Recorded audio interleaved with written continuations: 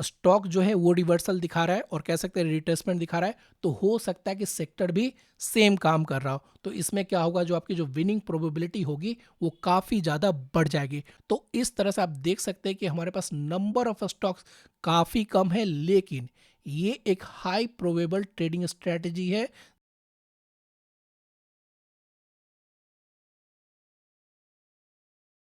Hi everyone, इस video में हम लोग अपनी एक नई स्ट्रैटेजी सीखने जा रहे हैं जिसका नाम है रिट्रेसमेंट, और यहाँ पर हम लोग हेल्प लेंगे सुपर ट्रेंड का। तो एक बात मैं आपको पहले बता दूं कि रिट्रेसमेंट में जो रिस्क होता है वो कम होता है as compare to the breakout.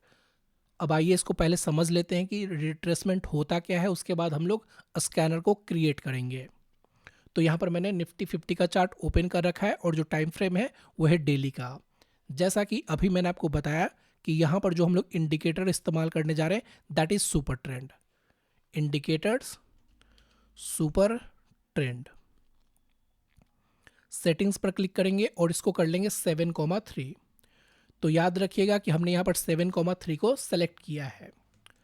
तो इन जनरल अगर प्राइस सुपर ट्रेंड के अगर ऊपर होता है तो उसे हम लोग बुलिश कंसीडर करते हैं, और अगर प्राइस सुपर ट्रेंड के अगर नीचे होता है तो उसे हम लोग बीरिश कंसीडर करते हैं। ये बहुत ही बेसिक डेफिनेशन है जो कि आपको पता होना चाहिए अगर किसी भी इंडिकेटर को आप इस्तेमाल कर रहे हैं तो। जैसा कि आप यहाँ पर नोटिस करेंगे, यहाँ पर ये काइंड ऑफ रेड कलर का था और यहाँ पर हमें प्राइस इसके ऊपर चला गया। So this is called cross over. तो कई सारे आगे आने वाली स्ट्रैटेजी में मैं आपको क्रॉस ओवर के स्कैनर भी दूंगा। अब यहाँ पर क्या हुआ, प्राइस लगातार ऊपर चलता चला गया। अगर आप यहाँ पर कहीं पर भी ट्रेड लेंगे ना तो आपका रिस्क काफ़ी ज़्यादा होगा। बट आप यहाँ पर नोटिस करेंगे प्राइस एग्जैक्टली इस सुपर ट्रेंड के पास आता है और यहीं से एक रिवर्सल। तो इसे हम लोग कहते हैं रिट्रेसमेंट। प्राइस ऊपर गया, रिट्रेस किया एंड उसके बाद फिर से ऊपर चला गया। और रिट्रेसमेंट के केस में क्या होता है, जो हमारी जो एंट्री और एग्जिट होता है वो पूरी तरह से डिफाइन होता है। जैसे कि यहाँ पर कैंडल के हाई के ऊपर हम लोग यहाँ पर बाय की पोजीशन बनाएंगे और कैंडल का लो होगा हमारा स्टॉप लॉस। अब इसको आप दूसरे तरीके से भी देख सकते हैं। कई लोग क्या करते हैं कि जैसे ही कोई भी कैंडल इस सुपर ट्रेंड के नीचे क्लोज कर देगा उनकी पोजीशन एग्जिट हो जाती है, और टारगेट की बात करेंगे तो जब तक ये ऊपर जा रहा है तब तक वो उसको ट्रेल करते हैं। तो अगर आपका ट्रेलिंग में अगर आपका एक्सपीरियंस काफ़ी अच्छा है तो काफ़ी अच्छा आप इस स्ट्रैटेजी में परफॉर्म कर पाएंगे। बात करते हैं कोडिंग की। तो हमने यहाँ पर क्या देखा, जो कैंडल की जो क्लोजिंग है वो ऊपर है सुपर ट्रेंड की। तो आइए इस कोड को लिखते हैं, close greater than super trend that is 7,3। आप यहां पर ये भी नोटिस कर पाएंगे कि जब भी प्राइस रिट्रेस करता है तो कैंडल का जो लो होता है वो सुपर ट्रेंड के नीचे जाता है। तो आइए अब हम लोग इसको भी लिखते हैं।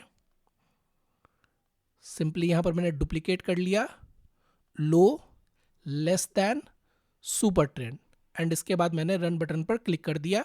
और यहाँ पर अभी हमारे पास सिर्फ और सिर्फ एक ही स्टॉक आए हैं और डाउन साइड में, और कह सकते हैं जो प्रीवियस डेट में हमारे पास काफ़ी सारे स्टॉक आए हैं, लेकिन स्टिल अभी भी हमारा जो पूरा जो कोड है वो कंप्लीट नहीं हुआ है। जैसे कि आप यहाँ पर नोटिस करेंगे ये जो कलर ऑफ कैंडल है ये ग्रीन कलर का है।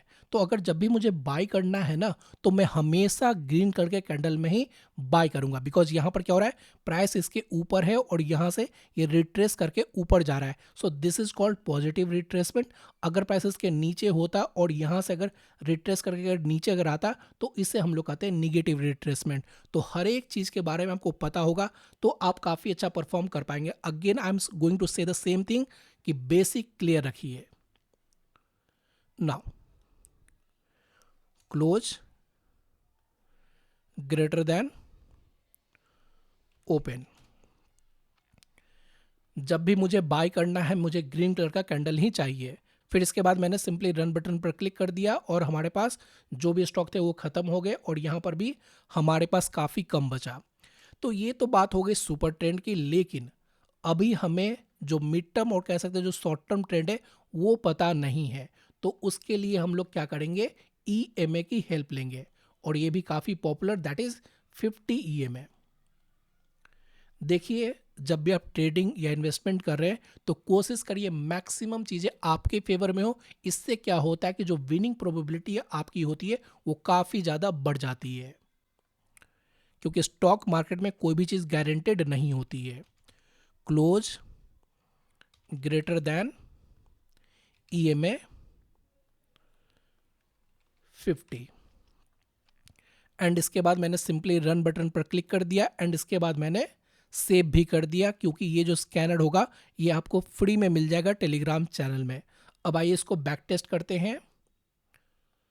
11 दिसंबर को हमारे पास आया पेटीएम, बिना किसी भेदभाव के हम लोग इसको ओपन कर लेते हैं। लॉस होगा लॉस को एक्सेप्ट करेंगे, प्रॉफिट होगा प्रॉफिट को एक्सेप्ट करेंगे। अब ये है आपका 11 दिसंबर और आप यहां पर देख पाएंगे लो के नीचे हमारा स्टॉप लॉस एंड हाई के ऊपर हमारा एंट्री, और अभी भी ये ट्रेड हमारा एक्टिव ही रहता है बिकॉज ये काइंड ऑफ स्विंग ट्रेडिंग है जहां पर हम लोग पोजिशनली होल्ड करते हैं। मैंने आपको क्या बताया था कि जब तक सुपर ट्रेंड के ऊपर है तब तक हम लोग इसको होल्ड करते हैं, तो यहां पर आपको एक प्रॉफिट ही देखने को मिला। अब आइए इसके पीछे का बैक टेस्ट करते हैं। जितना ज़्यादा बैक टेस्ट करेंगे उतना ही ज़्यादा आपका किसी भी स्ट्रैटेजी पर कॉन्फिडेंस बढ़ेगा। तो कोशिश करिए बैक टेस्ट करने की। अगर बैक टेस्ट नहीं करेंगे तो किसी भी स्ट्रैटेजी पर आपको कॉन्फिडेंस नहीं होगा, क्योंकि जब मैं सिखाता हूँ कोई भी स्ट्रैटेजी अपने स्टूडेंट्स को तो मैं पिछले 5 साल का जो डाटा है वो बैक टेस्ट करके दिखाता हूँ और उनको ये बताता हूँ कि देखो ये स्ट्रैटेजी प्रॉफिटेबल है, अगर यहाँ से अगर तुम मेहनत नहीं करोगे तो वहाँ पर मैं कुछ भी नहीं कर सकता। चलिए वो दूसरी बात है। भारत फोर्ज को हम लोग कॉपी पेस्ट कर लेते हैं, कॉपी नहीं हुआ कोई बात नहीं। भारत फोर्ज डेट हमारा है 9 दिसंबर। याद रखिएगा हमेशा डेट की कौन सा डेट पे हमें स्टॉक को देखना है, तो ये है हमारा 9 दिसंबर। हाई को मार्क कर लिया, लो को मार्क कर लिया एंड यहाँ पर हमें काफ़ी अच्छा प्रॉफिट भी देखने को मिला।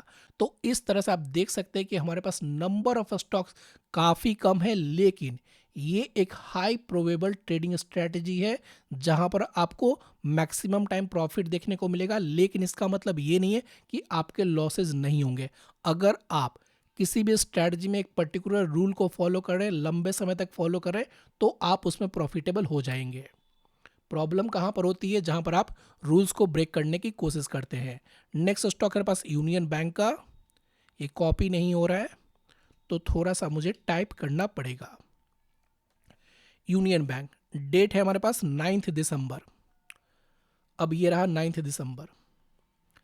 हाई को मार्क कर लिया, लो को मार्क कर लिया। अब आप यहां पर देख सकते हैं कि 2 दिन ये आपका टेस्ट ऑफ पेशेंस लेता। तो मैंने कई बार देखा है कि लेट से मान लीजिए यहाँ पर मुझे 150 के ऊपर बाय करना है और प्राइस का लेवल नहीं आता है, तो लोगों के पास इतना पेशेंस नहीं होता है कि वेट करें, और ये सबसे बड़ा दिक्कत है। बिकॉज अगर आप के पास पेशेंस नहीं है तो आप स्टॉक मार्केट में सरवाइव नहीं कर पाएंगे। अगर आप किसी भी रूल को अगर फॉलो कर रहे हैं, लेट से कि मुझे 150 के ऊपर ही बाय करना है, तो कभी कभी होगा कि वो 5 मिनट में लेवल आ जाए और कभी कभी होगा कि 1 घंटे के बाद आए। लेकिन हो सकता है कि 1 घंटे के बाद आने के बाद आपका 5 मिनट में ही टारगेट हिट हो जाए। तो ये प्रैक्टिकल चीज़ें हैं और ये चीज़ें हमेशा होती रहेंगी मार्केट में। तो यहाँ पर भी आपको एक प्रॉफिट ही देखने को मिला। नेक्स्ट है हमारे पास कैनरा बैंक का। अगर आप इसको ध्यान से देखेंगे तो आपको पता चलेगा यूनियन बैंक और कैनरा बैंक ये दोनों एक ही सेक्टर के हैं, दैट इज PSU। तो स्टॉक के बेसिस पर भी सेक्टर को फाइंड आउट करना सीखिए, जिससे क्या होगा कि आप एक अच्छा पैसा बना सकते हैं। क्योंकि स्टॉक जो है वो रिवर्सल दिखा रहा है और कह सकते हैं रिट्रेसमेंट दिखा रहा है, तो हो सकता है कि सेक्टर भी सेम काम कर रहा हो। तो इसमें क्या होगा, जो आपकी जो विनिंग प्रोबेबिलिटी होगी वो काफ़ी ज़्यादा बढ़ जाएगी। तो इस तरह से आप विनिंग प्रोबेबिलिटी को भी बढ़ा सकते हैं। अब आइए कैनरा बैंक का चार्ट ओपन करते हैं बिना किसी भेदभाव के, और ये रहा कैनरा बैंक। जैसा कि आप यहाँ पर देखेंगे 9 दिसंबर मैंने इसका हाई मार्क कर लिया, इसका लो मार्क कर लिया, और अभी भी आप प्रॉफिट में ही होते। तो जितने भी अभी तक हमने स्टॉक को बैक टेस्ट किया है सभी में हमें एक प्रॉफिट ही देखने को मिला है। कुछ में हमें जल्दी प्रॉफिट देखने को मिल रहा है, कुछ में थोड़ा सा टाइम ले रहा है। So this is the nature of the market. ऐसा कभी भी नहीं होगा कि आपने ट्रेड लिया और तुरंत प्रॉफिट हो गया। तो ये बातें आपको समझनी होंगी, और जो लोग नहीं समझेंगे उनको कई साल लग जाएंगे इसी चीज़ को समझने में। अब देखिए स्कैनर आपके पास है तो आप इसका बैक टेस्ट करिएगा, कम से कम प्रीवियस 6 मंथ का और नेक्स्ट 3 मंथ का। जब तक ये रिजल्ट पॉजिटिव नहीं आता है तब तक 1 रुपया भी इन्वेस्ट नहीं करना है। अगर मेहनत नहीं कर सकते तो अभी छोड़ दीजिए, क्योंकि उससे क्या होगा कि आपका जो टाइम बर्बाद होने वाला है किसी चीज़ को सीखने में, वो बच जाएगा। तो ये स्कैनर मैं टेलीग्राम चैनल में शेयर कर दूंगा। Thanks for watching.